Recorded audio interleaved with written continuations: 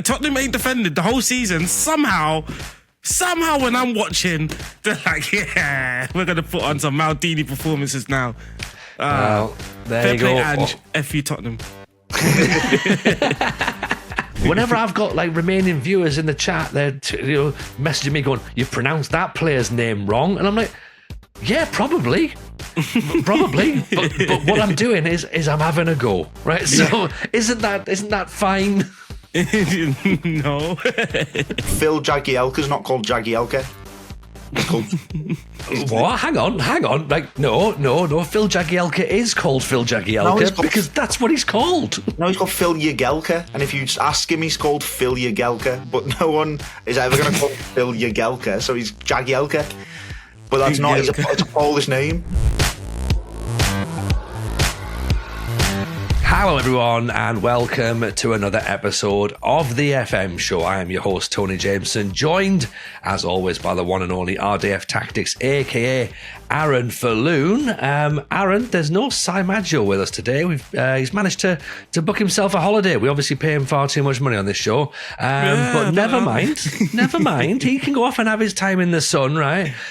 We've got ourselves a fantastic guest instead in place of Sai. Everybody say hello to one of the producers of the world famous Have a Word podcast and the host of the equally fantastic Mad That podcast, the one and only. Everyone say hello to Harry Robinson. Harry, how are you, pal? Are you well? I'm brilliant. Thank you for the flattery. I really do. You know, it's not very often that someone blows smoke up my arse that much. So thank you.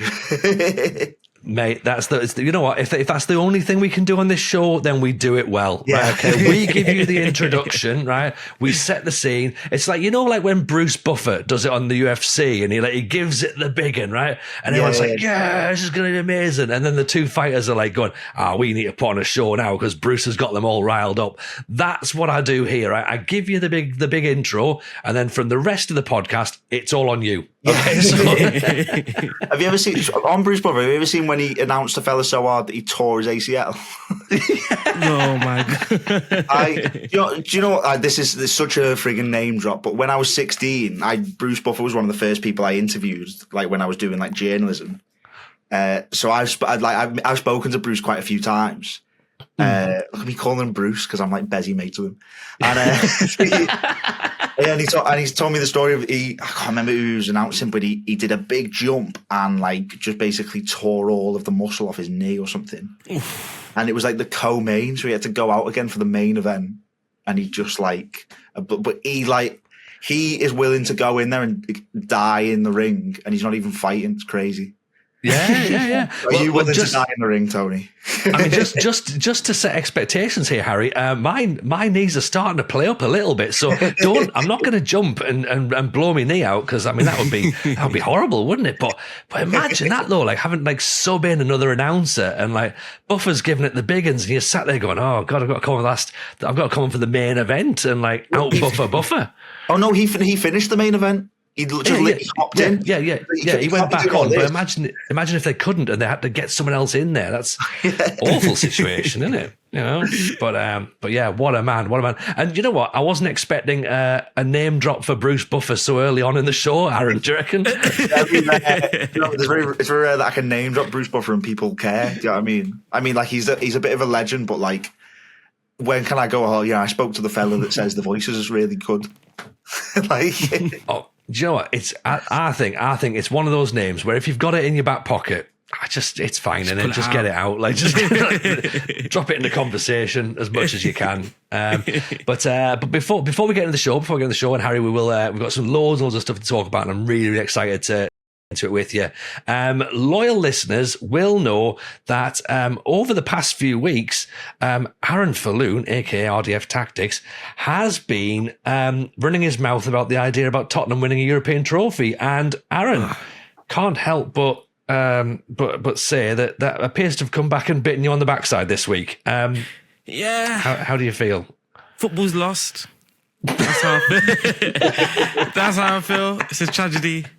And I just remembered our editor is a Spurs fan as well, so he's gonna love every second editing this Oh my days! I don't blame him. I think he's possibly but going to put a highlight reel of you over the last few weeks, and then just have that as the intro for this week's show. Just clips of me talking crap about Tottenham.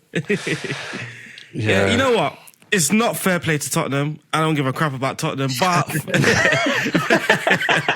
fair play to the manager, because for someone to come in and say, I win something in my second season, and then for the whole season, everyone just to be bantering you about your silly quote, only for you to prove them wrong in the European final. I was kind of shocked. Obviously, we're not going to talk so much about the football, but I was just kind of shocked of how they did it. It was like, we're not allowing this meme to run. So therefore, it felt like the whole football changed slightly, and they were just focused on getting that trophy back. As soon as they went 1-0 up, it was like, yep, we've got one plan, and that is getting that trophy back, and I don't know how we're doing it. We're going to defend. Tottenham ain't defended the whole season. Somehow when I'm watching, they're like, yeah, we're going to put on some Maldini performances now. Well, there you go. Ange, F you Tottenham. There you go. Nobody can go around anymore saying, well, Tottenham don't win nothing, because now Tottenham do win something. So there you go. Spurs being Spursy apparently means winning a European trophy. So there you go. Harry, you've been watching football this week as well. I mean, we don't normally talk a lot about real football, but yeah, you've not been watching football in the UK. You've been away, my friend. I've been to some Bundesliga games. And by some, I mean one Bundesliga game. But I spent a week in Germany with my mate Paul, whose family's German. We stayed with his family in Bochum. And Bochum were in the relegation battle. They had to win. We played against Mainz. They had to win to have any hope of staying up. So we went with a bit of hope, and they got battered 4-1. And Mainz scored an absolute whip of a free kick. The Mainz player scored the free kick went in that automatically relegated Bochum, and we sat there just like, it was like just right in the stanchion. But I mean, we watched the game against Mainz. I mean, they got played off. It's no surprise that they got relegated. They got 22 points all season, and 2 of them were given to them because someone threw a lighter at their goalkeeper earlier in the season at a 0-0 draw, and the Bundesliga gave them the win for it, because they had to take the keeper off, and they had 10 men on the pitch. The Bundesliga were like, well, we need to give them the win to stop people from throwing lighters at goalkeepers. Anyway, the game was great. 20 minutes, half an hour after the game was finished and they were relegated, they were still chanting. It was like one of the best football atmospheres I've ever been to. It's something that, so me and my mate, we used to go home after school when we were like 14, 15 and play FIFA career or whatever. And we managed Bochum on this career because obviously it was his family's club and stuff like that. And there were players that we had as captains on that FIFA career a decade ago that retired in the game that we went to. So we got to give a send off to players that we digitally, and all these grown men are crying because these players have given like 12 years to the club. And I'm like, we had some great seasons with them. And it was weirdly surreal. It was great. One of the best things one of the best clubs I think you can go watch, because it doesn't seem normal what they were doing. It was great. Yeah, I mean, I think that's just like the story of the fact that I mean, first of all, one thing I do have to really take in is the correct pronunciation of Bochum, which of course is what I've been calling them for years and years and years. And I think Aaron has managed them on Football Manager this year as well. And Bochum. He was like, you give it Bochum. Bochum was how Aaron pronounced it. So thank you for teaching us that we were both wrong. So that was nice. You see the spelling, you're like, I know it's not pronounced English. I know that's not Bochum. So there's got to be something. I was like, Bochum. That's Bochum. Bochum's close enough. I think Bochum sounds good. When I told mates or whatever, and they'd say Bochum, Bochum sounds good in a Scouse accent. We had Bochum because I was quickly pulled up on it when I was out there by all the Germans. I mean, but that's the thing, though. I find this a little bit, and I'm sorry, right? I find this a little bit unfair somehow when there are, specific pronunciations that are not natural. I get pulled up all the time when we're on stream. We're playing Football Manager. I'm currently in Romania, by the way. And believe it or not, Harry, right, and Aaron, my Romanian, not brilliant. Yeah. Whenever I've got like Romanian viewers in the chat, they're messaging me going, "You've pronounced that player's name wrong," and I'm like, "Yeah, probably."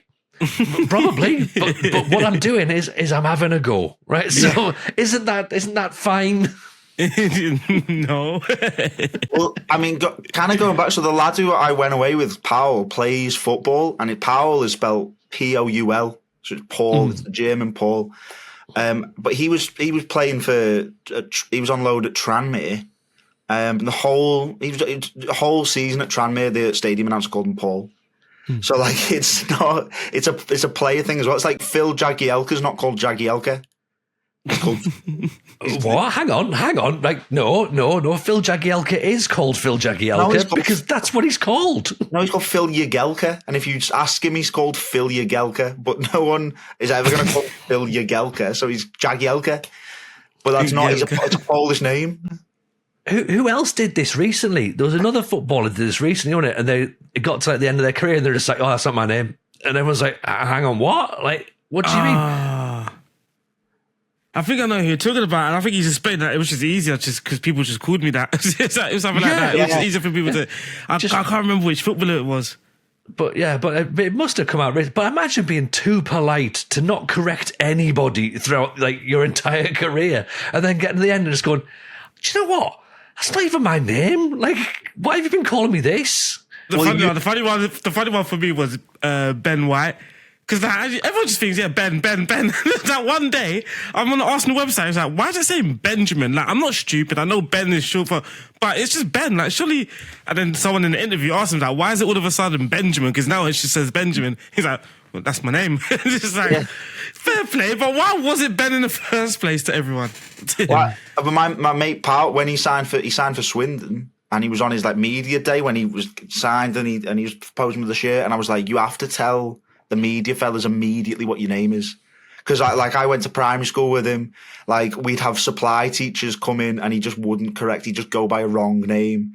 Like, we go for meals and he books in at restaurants under Paul. Like, he just books a wrong name in. And I was like, you've got to, like, these are your employers. They've got to get your name right. Because otherwise you're like Chandler getting called Tony, like, for however many years in Friends. Do you know what I mean? So, like... well, this is the thing, isn't it? Because, like, imagine if you slip up in an interview as well. Like, and you're just like, everyone's going, does he not even know his own name? And you're like, no, it's been a problem. But, unbelievable. But I do love. So yeah, first of all, I love the fact that you can pronounce Borkham. So I do love that bit, Harry. But what I also love as well is the fact that there's that link there, the rationale of going, due to, I mean, it's FIFA career with Borkham. I mean, we've got many people have fallen in love with Football Manager clubs. Again, it's very similar sort of career path, I think, isn't it? You can't help but fall in love with these teams that you invest a lot of time in. But I mean, I wrote a stand-up show about being a little bit obsessed with a football club, and I did some stupid things with it. But I don't think I ever went to the length that you did. Because before we started recording, you showed me something on your phone, and I wonder if we can actually. I probably can't make it all out on the camera. And for audio listeners, terribly sorry, but you have to jump onto YouTube to have a watch of it. Do you want to share with the listeners and the viewers, Harry, just how deep your love for Borkham goes? Well, so it's not just Borkham. So I'll give you a full context, right? So going back to, this is me and my friend Paul. His name's Paul Glatzel. So we had a manager. We were we'd been about 8. It would have been about FIFA 08, FIFA 07. Mm-hmm. That we'd started a career with Leicester, and we called the manager Harry Glatzel. Genius. Put the name together. And hang on. Have I just made the link? Is your mate Paul Glatzel? Yeah. No way.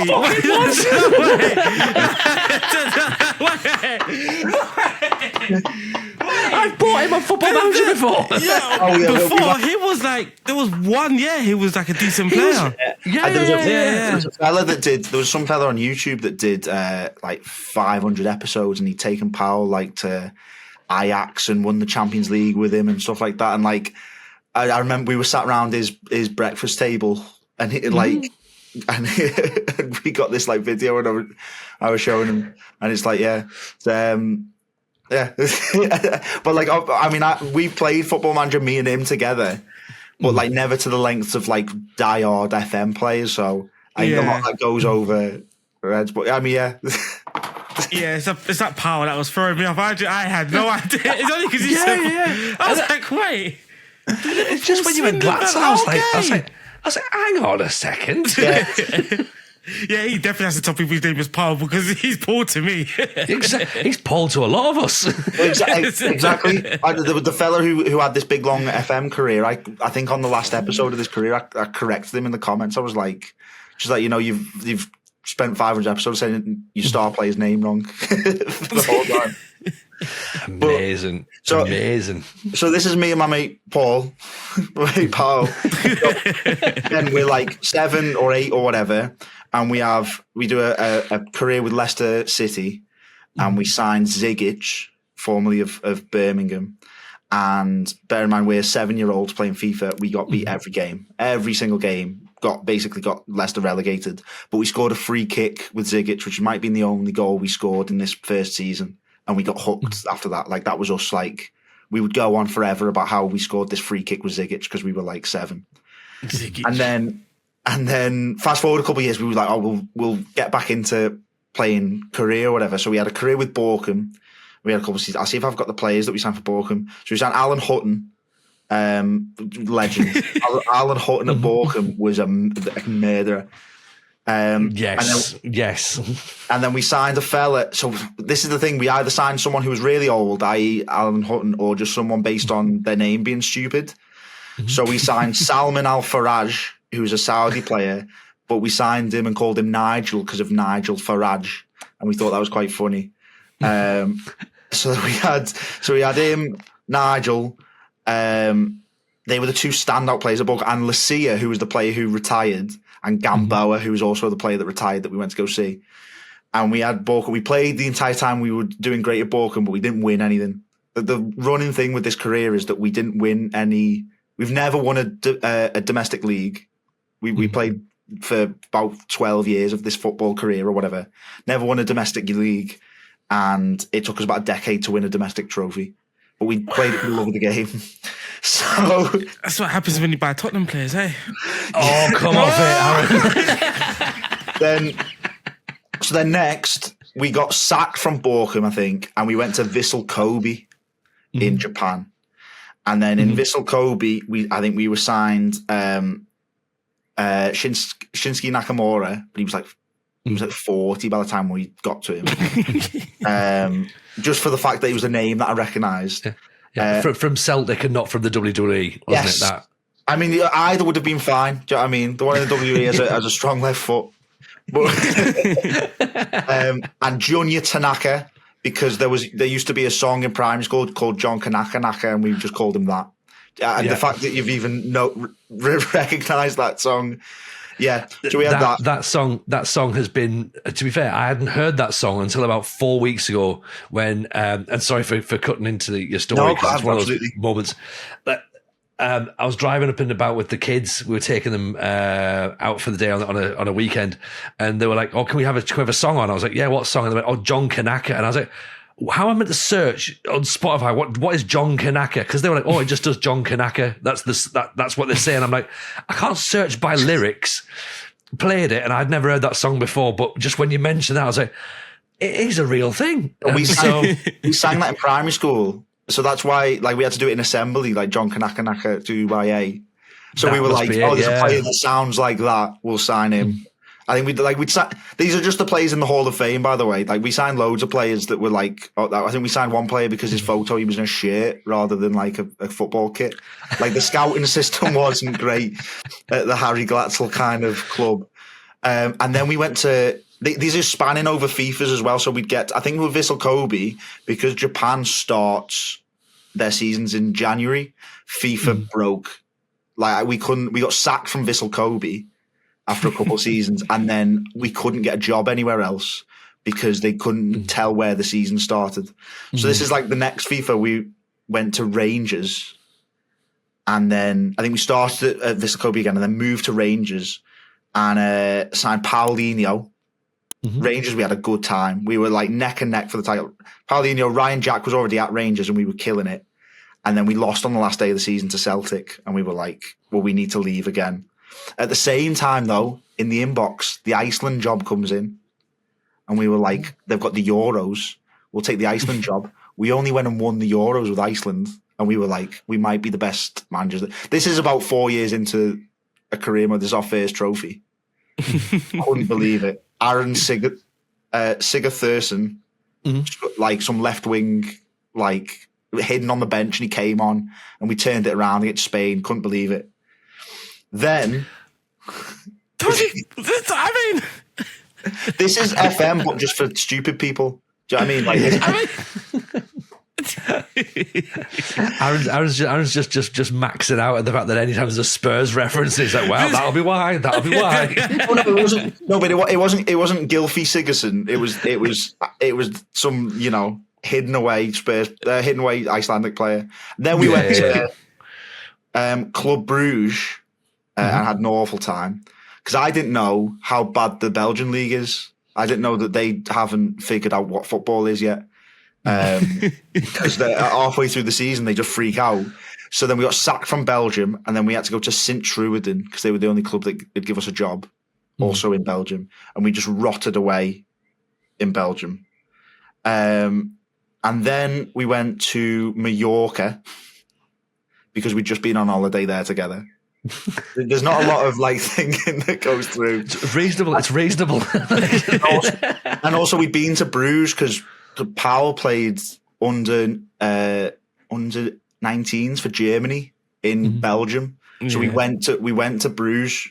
So it was we've been there, we'll go manage there. And it was like the first kind of big kind of club that we'd had. It didn't go well. We signed Huntelaar for Mallorca, but he was dead old. But he smashed it, and then things started going well for Mallorca. We jumped ship to River Plate. Now this is where things get exciting, right? River Plate, and we sign obviously Barry Bannon.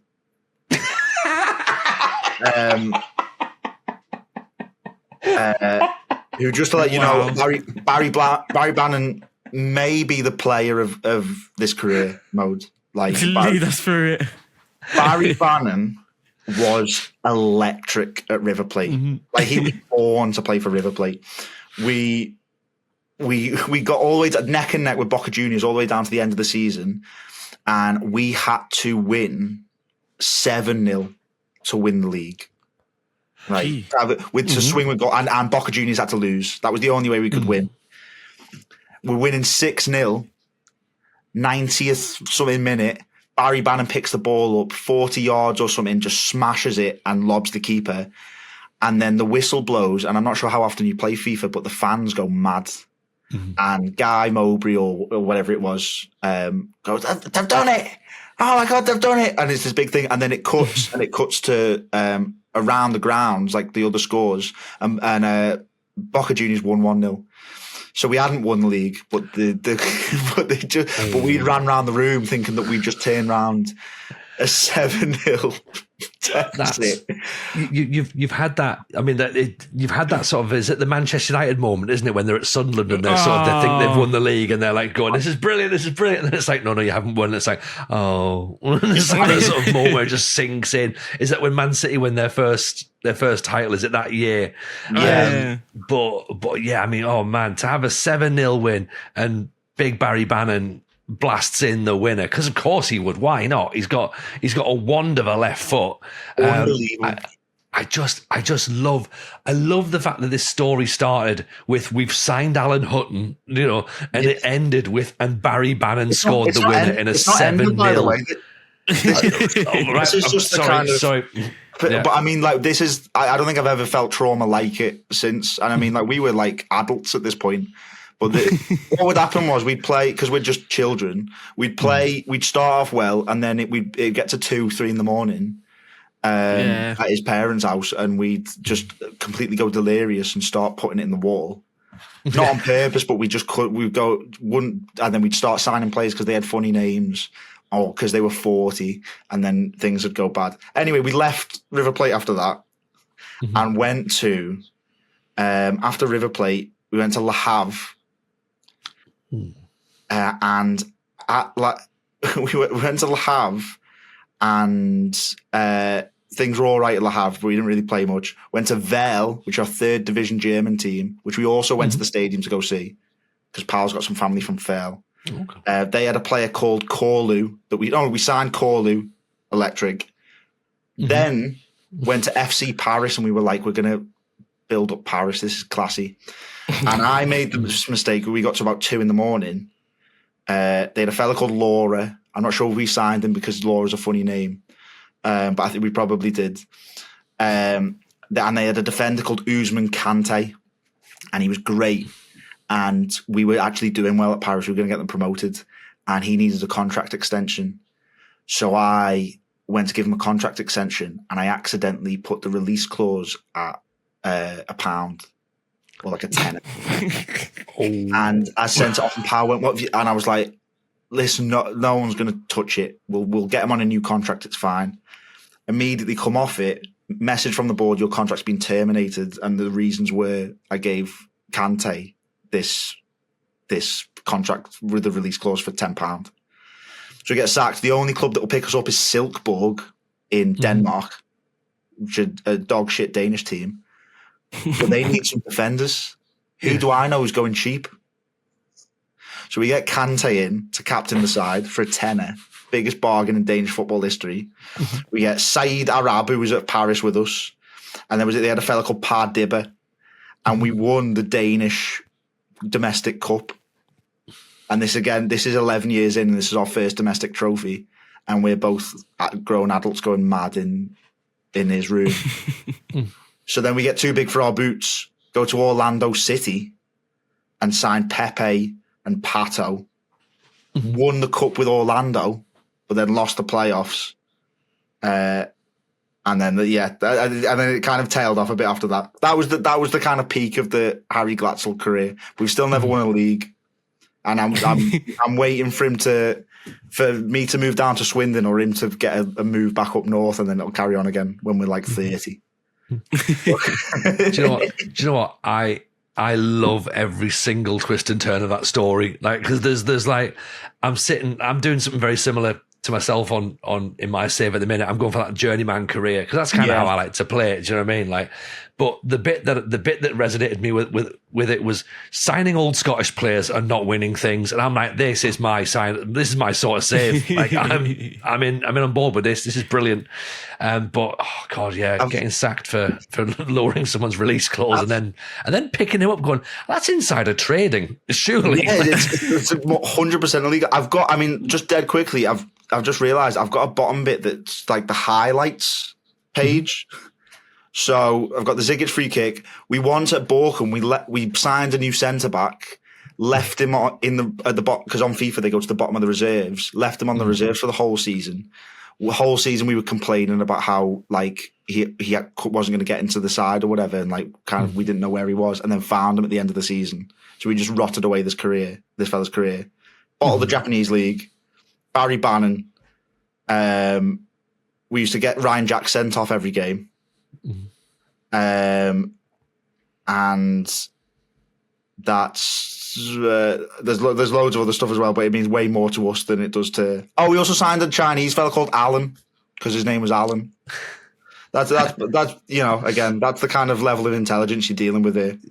Yeah. We also signed Mark Albrighton for Braga at the back end of the career. And we signed another fella because he had those kind of like Dagestani beards. He had like one of them, but he was bald, so we just called him Upside Down Head, and he was great. I think his name was Trauma. He was Austrian, but just like, that's like 12 years of my life summed up into 10 minutes, 20 minutes. I'm a fan. I mean, I'll be honest, I don't think I've ever written my own Hall of Fame and kept my own records with it. I'm a big fan of that, by the way. That's like, that's the tism. That's Aaron, you're the numbers guy, Aaron. Is that something you're going to be doing? Hall of Fame, not with the amount of saves that I have. Well, that's true. Yeah.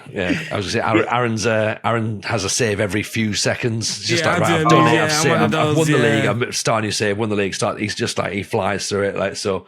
Do you not ever want to like get so far into the future though that you don't recognise the players anymore? That's what interests me about Football Manager. That's the kind of stuff that I like watching people's Football Manager saves where they get to 100 years in the future. It depends. It just depends. I don't know. Sometimes I do, but I also I just love the recruiting side of things. So I feel like sometimes I get to so far into a game, and just I just want to start again, and I want to sign this person now, and I want to sign that person. I just want to create that new history again, and just that and repeat, that and repeat. Like every so often, I'll say once a year to one edition, I will have a save where I do go deep into it.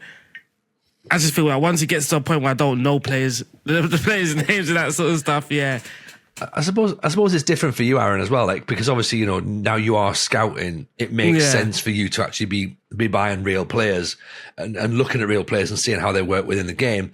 Whereas, for myself, and I'm sensing for Harry from what he's saying there, for us, it's about the story. So, I love the idea of being 30 seasons into a save, having brought a new gen player through the ranks, and they are my guy, and I've built something with them so that I feel a connection with this person. Yeah. That's not a person. It's not real. It's just a random name generated and some random attributes and stuff. For me, I used to have that, and it stopped. So when I was younger, that was always the thing. You want to go, you literally pushing yourself to get that fast, and then you do get these new players, and then you want to create history with them. But I think we spoke about this previously in the episode. And for me, I don't know. My immersion loses when I start seeing. I don't know. Obviously, for you guys, it's going to be a bit different. You lot just more so play for the game. Just the game's the game, and that's how it is. Mm-hmm. But, I spoke about previously how the game, when it starts to develop new players, the sort of funky and weird profiles, that just doesn't make sense to me. You constantly see a right back that can't dribble and cross and that sort of thing. And I'm just this is it's breaking my immersion, my reality. I'm struggling to find that. I feel that the game, you have a less chance of finding a Trent Alexander-Arnold and an Andrew Robertson, and you will have these crazy good defensive right backs, or it's just there's just certain things about the game where I feel it gets a bit quirky for me. Mm-hmm. I don't know, a 7-foot guy that's got a jump and reach of 8. And it's just there's clearly lack of thought put into this player's profile, that sort of thing, yeah. I mean, to be fair, as a Wigan fan, I've seen those players in real life. Yeah. But I didn't feel like this was a problem before, though. Previously in Football Manager, I didn't feel like this was a thing before. I feel like this is more of a recent thing. I don't know if it's changed or whatever, the coding or whatever it is, but yeah, I just feel it's more of a thing now than it was back in the day. Back in the day, I thought that there was just amazing players left, right, and centre. You were just always finding a Roberto Carlos and always finding the next brilliant right back. But nowadays, it's a bit, yeah. I remember we had to say we were struggling to find a right back. You end up just buying midfielders and putting them full back and that sort of thing because they're likely to go on to have a all-round profile. I think that's what it is. You're looking for an all-round profile. Sometimes you just get this quirky, high work rate, high aggression, determination 4. And it's that doesn't really make sense. So yeah, I think that's more so it for me, yeah. Yeah, I get that. Yeah, I mean, maybe for me, that's kind of I look at maybe that's how football evolves, and that's the quirk. All of a sudden, fullbacks aren't meant to do certain things. I don't know. I do like the idea of the next best fullback though. That could be a cracking TV show. Just start getting that on the go. And I also need to mention as well, Harry, as a Wigan fan, I don't know if you'll be happy about this or sad about this, but I was managing the Black Leopards in South Africa this year and signed a 41-year-old Hugo Rodallega. So that's kind of the FIFA scouting that we do. I mean, Hugo Rodallega is the fact he's still playing, knocking about now. And I think he's still scoring good goals. I see a Hugo Rodallega banger every now and then.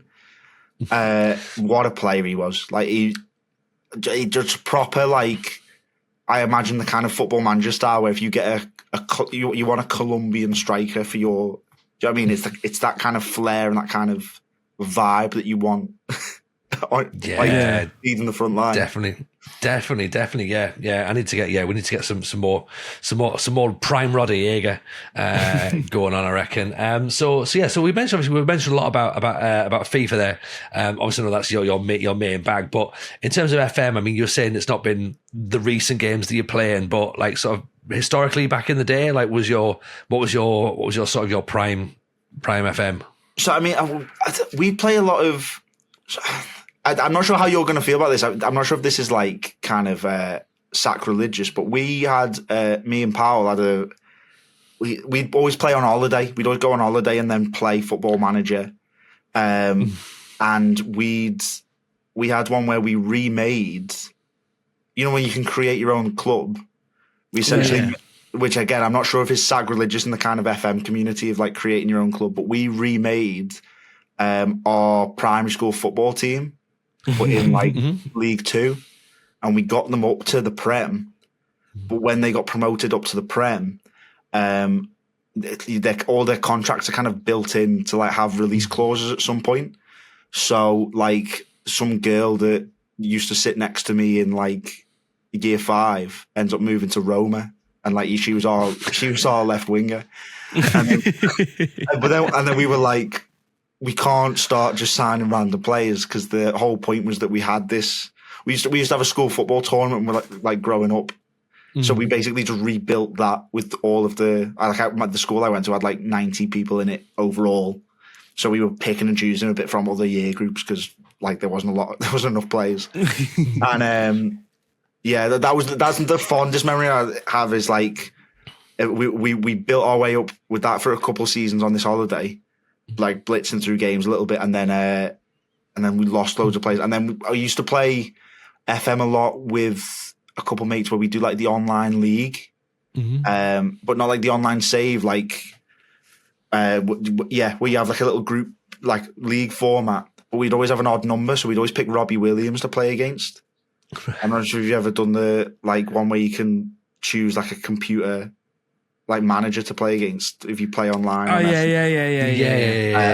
Robbie Williams is a bastard of a manager, you know. I remember that. Because I think that was the year that I was in it as an AI manager. As well. Oh really? Yeah. It was bizarre. So there was like, I think what was it that they brought out? It was draft mode, wasn't it? Yeah, they it was brought out a few years ago. Yeah. And they had like AI generated managers. So there was like, so Robbie Williams was in it. Ian McIntosh, who used to be the host of the Football Manager show when it was The Athletic before it was then passed on to ourselves. He was in it. Ed Mallion, who's another journalist who now works for The Athletic over in America. He was in. And then I clocked myself and I was just like, I'm in it. This is cool as. I was like, this is really bizarre. In my head, like, people like, because I know like James Buckley was in it and stuff like that as well, like from the in-between. Yeah. Like in my head, like Robbie Williams had signed off on using his likeness and his managerial style. So that's kind of ruined the magic for me that they've just taken Robbie Williams and put him in. Yeah. Well, do you know what? If Robbie Williams has signed off on his likeness and personality, I didn't get that same level of respect. I got whatever was basically the default. We had like a proper round robin or whatever of like a couple of mates that we had on Robbie Williams, and I was the only one to beat Robbie Williams. And it became a kind of communal thing of, because he was just like, he was like in the draft as well. He'd always get first pick and he'd pick like Aguero and he would bang out. Like, we were all trying to be a bit classy and he was just like picking. I mean, I guess because he's a computer, he's probably AI generated to just pick the best players from the top. But there's no passion in that. And I think I put like 10 men behind the ball and just scraped a horrible win against, formerly of Take That Robbie Williams. Yeah, I like that. See, there's part of me as well, like, because there's players that I've got an irrational dislike of through Football Manager, but I mean, Robbie Williams, I'm not a fan of anyway. So I'd be really gunning for him. I'd be like, no, I'm not losing to the Williams, like, not at all. There was a bit you mentioned when you're saying about editing your own football club in. Not something I've done for many years, but it did remind me because I've not used the editor for God knows how long, but it reminded me I've done something very, very similar way back in like the Champ Man days when I was a Championship manager. And I can't remember if I've told the story on the podcast before or not, or whether it was on an older podcast, but my mate, because you know, like when you get the gossip columns in football, and it's sort of like there's like every team's linked with players, and no one ever really knows who they are, but there's always one person like buys the story no matter what. So my mate was working; he worked at Nissan, and he was just going around. He's like, I'm just gonna see if I can like hook my mate in on this. So he says, "Oh, have you seen the news?" And this was before like internet, especially mobile phones. So have you seen Sunderland's been linked with this Dutch striker, Hans van Rentel? And his lad's like, "Oh no, like, is he any good?" Like, and he's like, "Oh, brilliant, honestly, brilliant. Like Hans van Rentel, great engine, right?" He's like, "Okay, fine, no bother." And he's just not clocking it at all. So he goes in the next day, and his mate's like, "Oh, I've heard about this Van Rentel fella. Like, he's meant to be half decent." And he goes, my pal's like, "Oh, he's got a cousin, Marco van Heye as well." He's like, "Oh, right, okay, excellent." Right? So me and my mate, we've had a game going on Champ Manager. He'd come to my house, and then I go to his house, and like vice versa, and we saved the game on the disc. So we both edited Hans van Rentel and Mark van Heye, and we'd take a player each, pop them in our squads, and just see how they developed. So that was our sort of little like Dutch wonder kids that we made up and just had in the team. So I mean, like Finn from the podcast, from Have a Word, so he was on Football Manager a couple of years back as Rill's goalkeeper. And what he would do, he'd get by the editor and change his stats to be good enough to be Liverpool's third choice goalkeeper. Yeah. And then just see if he made it way. Like, he didn't want to like make himself a world beater. Like he was like, he wanted to be realistic with it, but he wants to see if he would just make it up to that level that he could be like back up to Kelleher essentially. Yeah. But the only reason he joined Rill was to get on Football Manager, from what he told me, because his mate had joined Rill and got on Football Manager, and he was livid that was an opportunity that he could do. I mean, I'm all for that. I'm all for that. I've turned up in the game. So I turned up in the game as the AI manager, but apparently I turned up as a new gen player as well. So like my name ended up in the database in the same time, right? And I remember someone sent me a picture of it. So sent me a picture of this on Twitter. I'd never seen it. And Aaron, again, I don't know whether you know this or not, but so I was a midfielder, which was fine. I'm happy to be a midfielder. I was a midfielder back in the day, right? The team that I turned up at, Aaron, was Tottenham, which I wasn't surprised, which I wasn't sure about. I didn't realise I was going to get linked with Tottenham, but, you know, it was obviously back at the time when Tottenham bought all the midfielders, so clearly that's why I was there. I feel sorry for you. Well, it's a lawsuit. My career didn't pan out. That's a lawsuit. It's a lawsuit. Oh, fantastic. Excellent. I like the fact as well you mentioned there, Harry, I mean, we probably should talk about Have a Word as well. Interesting for people maybe who either haven't watched Have a Word or don't know your background. But you're one of the producers now on one of the largest podcasts going. But you got the job in a very, very bizarre way, didn't you? Oh, I'm just like Fiona Harvey, really, but it's come good. Like, so I used to send in messages. Not messages. Like, it wasn't like, I love you. I used to send it mainly during COVID or whatever. Like, I used to get the train to and from to and from uni and stuff like that every now and then. And I'd send loads of questions in, and the podcast, I'd listen to the podcast all the time. And I would treat it as, I kind of knew the kind of questions that the lads wanted, so I'd treat it as like a comedy jukebox a little bit. I was like, this is the stuff I want to hear these comedians that I really like joke about. Yeah. And then I'd get messages off the lads that were like, keep messaging in, like, we use your questions all the time kind of thing. So then they'd invite me to the live shows and stuff like that. And yeah, like, it feels weird talking about that now, because it's like because it's a full-time job now. But basically, yeah. So I then went to, I was at uni. I studied abroad for a year in America, and Dan, who's one of the hosts of the podcast, was like, "There's a job waiting for you if you want it." Because at that time I was then brought on to do like the prep and like get questions in from people and stuff like that. And then I graduated uni. Like lecturers were saying, "Oh, you'll walk into a kind of TV job," but I couldn't drive at the time, so I didn't kind of arise itself. But there was always this part-time kind of job offer there, and I was already doing a bit of work. So I turned up at the studio the day after I left uni, and almost 2 years later, I just still come in every day. So it turned out all right.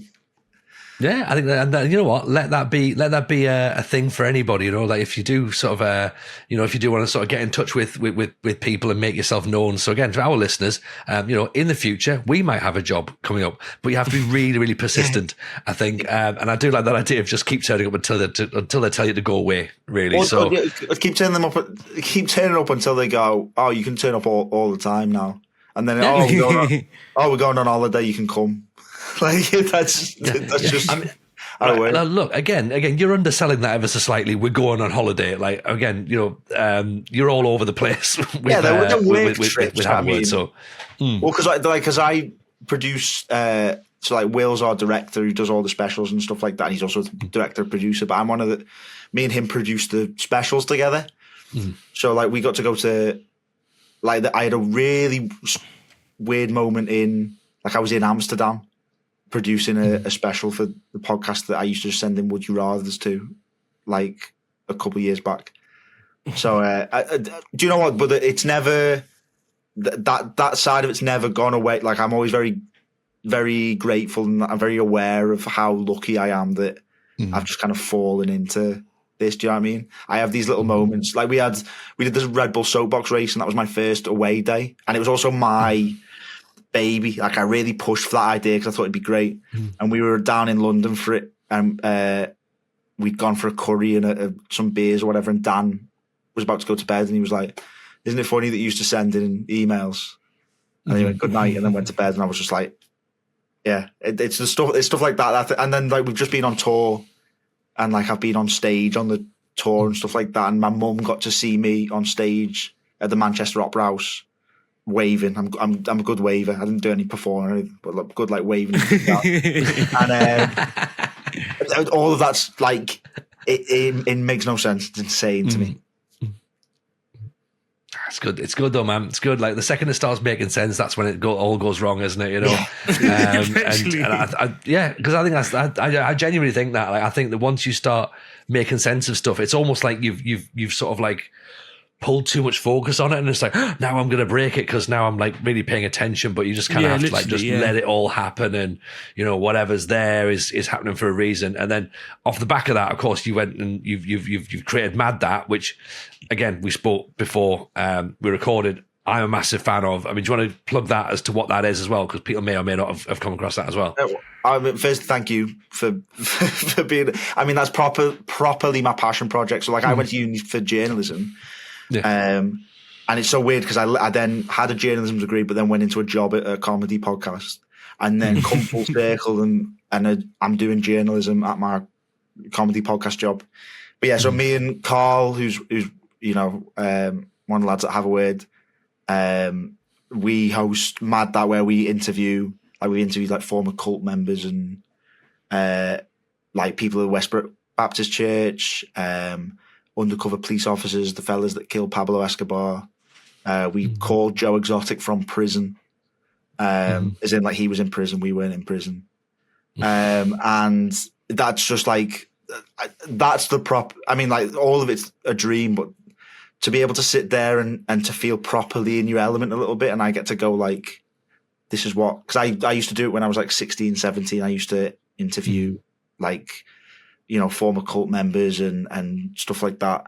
And we just kind of sit down and have a conversation with them and try and especially, so the first one was with the Westborough Baptist Church. We really tried to humanize Shirley, who's like the matriarch of it.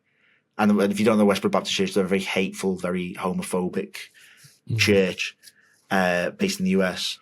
And we got her saying that she liked Barbara Streisand, who's like a gay icon. Do you know what I mean? So, and she kept, like, there was points where she came across as like a likable grandmother, but she is also like inherently her views are abhorrent. But there will be people that will have watched it and gone like and started to sympathise and like Shirley, and that's what I want is this if I can make people feel uncomfortable a little bit with how they're feeling, then that's thread the needle, I guess. Yeah. Yeah, no, agreed. So yeah, if you do get a chance to go and check it out, then obviously we'll pop links as to how you can get access to that in the show description for you. On that, we've gone into a very, very sensible and serious part there. It's not really like us, to be honest. We've got about 10 minutes left, so we'll lighten it back up again. And one of the things I want to think about, Aaron, I need to talk to you about this one before we go further. So apologies for Harry. On my save this week, right? Because we mentioned I'm doing this journeyman save where I'm in Romania. I finished the league campaign this season, and Romania's odd, right? You know, you were saying that Belgium's a weird league, Harry, right? Romania. So when you've got like 10 games left in the season, it's one of those leagues where it splits the top 5 clubs, and they have like the playoff section. The rest of the league is like a relegation section. And so I'm Farrell Constanta, which is Georgie Hadji's club, okay? And we're battling. I was expected to just battle above relegation because I've been promoted, winning the second division the year before. I find myself with 10 games to go, 4th, right, which is Europa qualification. I'm like, oh, okay, right, here we go. 10 games to go. Let's see what we can do, right? And I'm picking points against everyone, and I'm in there, and I'm in the mix, and I finish 3rd, and I'm like, finished 3rd. Like, we're going to be like in the European placings. This is brilliant, right? Like, we've gone from Conference League into Europa. Everything's going to be fantastic. What I see though, right, is a little note towards the end of the season that if you finish 3rd and one of the teams above you wins the league, wins the cup or something, you might have to play off against a team who finishes 7th or 8th for the European spot. Right? I forgot to mention this at the start of the show. It's all like the bloody Europa League all over, right? Thankfully, I locked it down, and a team above me won the Romanian Cup. So we are in Europe, right? First time asking, which is madness. And here I was planning for next season, thinking, you know, let's get ready for this, right? We're going to roll in, bunch of Romanian wonder kids. Got offered a job interview from a team that you might know quite well. And I can't pronounce them. Is it Gotspe? Gotzepe? I'm trying to pronounce it probably now. Goshtepe? Goshtepe in Turkey, yeah. So part of the scouting network that Aaron's employed by is, of course, that club as well. So I went and had my interview. I'm going to leave everyone on tenterhooks because I don't know whether I'm going to be offered the job or have accepted it. But I just want to put it out there now, Aaron, that if I take the job, I'm going to need some tips, brother. The rules though are a bit.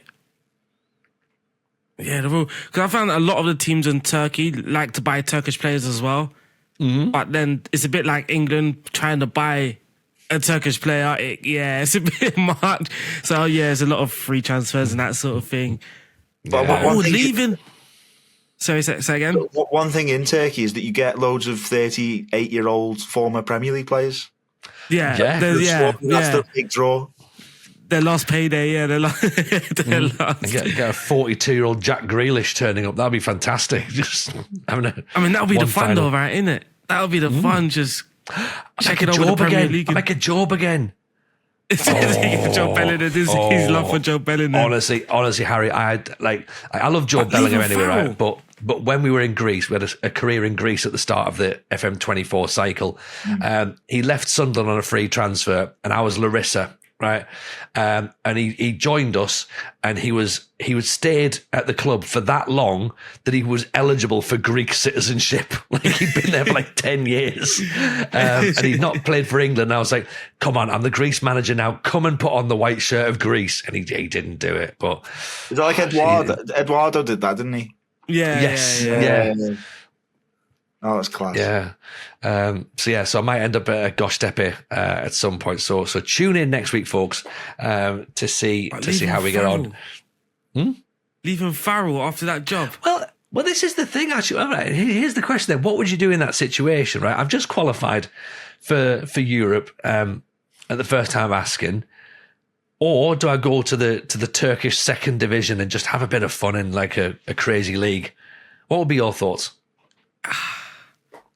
I think I would have been tempted to leave, but if Farrell hadn't been, in Europe for a very long time, then being the manager to lead them out once again, I think that would be talking about. Yeah, I don't know. I think and then leave halfway through the season if things are if things ain't going great. Yeah, just walk halfway through the season. But I don't know. I don't think I'd leave. It will always feel like unfinished business. I think if you do leave, you're always gonna have like a thing in your head like, what could we have achieved at what if? The what if? Yeah. Harry, what do you reckon, Harry? I agree. I think you, because there's also the thing in your mind of like you could, if you do a good European run, obviously you're not expected to win anything with Farrell. We call him Farrell, but like, but if you do get a bit of a run, that's your fairy tale ride off into the sunset ending. Like this is the start of the nice, like, big pizzazz that you can do before. And Turkey are always looking for new managers. They get rid of them. They just like flares and managers run off all the time. I mean, there'll always be a Göztepe waiting there for you, surely. Or you end up going managing in like Zimbabwe or something. They've got great. Well, see, this is the thing. Like, I wasn't actively looking to leave, and you both make great points. Like, I wasn't actively looking to leave. The AIK job in Sweden was looking a bit insecure, and I was like, ooh, I do like a bit of Scandinavia. That'll be quite interesting. But then I got my European qualification draw, and I've got to play Trabzonspor. So ironically, I've got to play a Turkish side in the qualification. I've got 4 million quid to spend with Colin Farrell. But Göztepe are going to offer me 15 million quid as a transfer budget. But in the second division. But what's the good of having 15 million quid if you can't spend it as well in the second division? Yeah, they got relegated, so they're going to expect me to go straight back up. Whereas I'm onto a good thing with Colin Farrell, surely.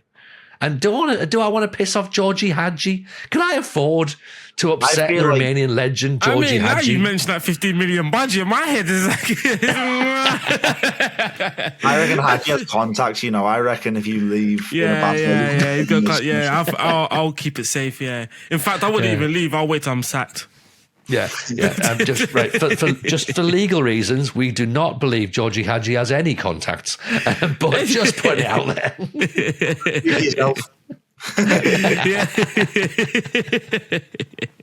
He might do. We don't know. Right. Okay. I tell you what. Leave us some comments below, viewers and listeners. Let me know what you think I should do. I mean, I've probably already done it by now. Actually, no, I haven't. I'm away all week, so yeah, it might actually be a case of we'll come back and we'll decide as we get on. And also, as well, next week's episode would either be me celebrating a Sunderland promotion or acknowledging that, well, we tried. So yeah, never mind. Right, I think this has been a fun show. I think we've had a great time. Harry, thank you so much for coming on. And please do come back on again as well, because we've got loads of stuff to talk to you about. And then we'll mention we'll get you on the Football Shirt Social as well to talk football kits. If you want to plug your work, plug where we can find you, please feel free. Yeah. First of all, thank you for having me as well. If I come on next time, I promise I won't waffle about FIFA too much. Make everyone go through that. But I mean, like, obviously, have a word podcast. It's quite easy to find. Mad That podcast is available on Spotify and YouTube and iTunes and all that stuff. I've also got 2 documentaries on YouTube. One called Mother's Ruin and one called The Real Black Sabbath. Which are about like cults, if you're into that. They were like student films that I made, but they had like a film festival run, and I don't plug them enough. So, if you fancy giving them a watch, then please do. But yeah, thank you so much for having me. Thank you, mate. It's been awesome. Thank you very much for being part of it. And Aaron, if people want to keep up with the FM Show Network save, where can they find that? The FM Show Pod. So patreon.com/the FM Show Pod. You can come over and support us from as little as £3, and what you will get is some bonus episodes, early releases, and you can also come and watch me dominate the network save. I mean, look, right. It's not dominating just yet. Right? Okay, it's very, very early. 4 very or 5 early in the games? season. Yeah. We played 2 games, right? So it's very early. 2 games, even. But yeah, I mean, it's an early prediction. My and timetable's I mean, off. yeah, it's an early prediction, and let's face it, I might still be in a job. I don't know, but yeah, come and hang out with us over there. It'll be fantastic, and of course, do join the Discord as well. But you know what, folks, really enjoyed it. I think that's a podcast. Thank you so much for watching, listening. Hope you enjoyed it, Harry. Absolute pleasure. Take care of yourselves, everyone. We'll see you all very, very soon. Take care. Bye now. Toodles.